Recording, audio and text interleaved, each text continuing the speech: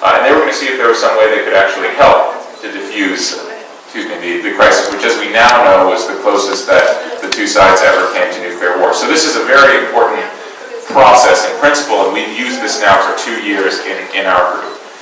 We've also been very fortunate to have the opportunity to meet with high-level officials here in Kiev, as an example, in other capitals in Europe, in Moscow, and indeed in Washington, and I hope that that will continue.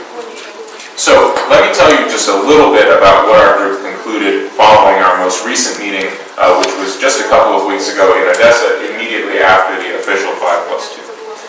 And I want to be very frank here, and I say this with absolutely 100% respect to the official position as articulated by Ambassador Deshitsa, but we do differ a little bit.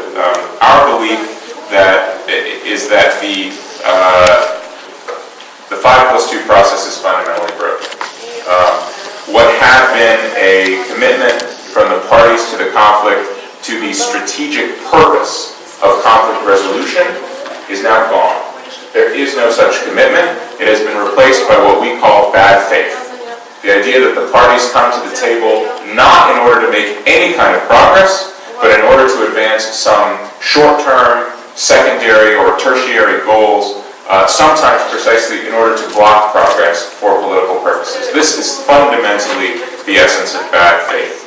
The third parties to the conflict resolution process have actually underscored this problem and degraded their own credibility by emphasizing such fine point distinctions such as guarantors versus mediators versus observers, etc. In other words, a preoccupation with the process for the sake of process and with secondary political goals which can be achieved through that process rather than the strategic purpose, the fundamental reason that the parties came together in the first place, which is to resolve the frozen conflict in Transnistria.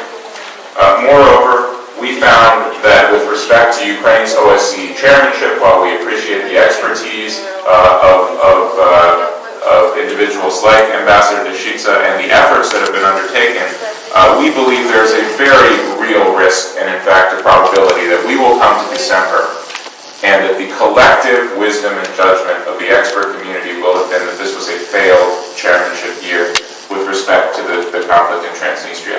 Again, we recognize that small steps are still small steps, that they may be positive, but the fact of the matter is, and I think Mr. Tarasyuk made this point with respect to the Russian Federation, that the sort of high-level geopolitics, the strategic interess are all drifting in the wrong direction. I mentioned at the beginning the checked-out position of Washington. That's only going to get worse. We are fully preoccupied with our own set of domestic issues now, as well as a number of what we see as far more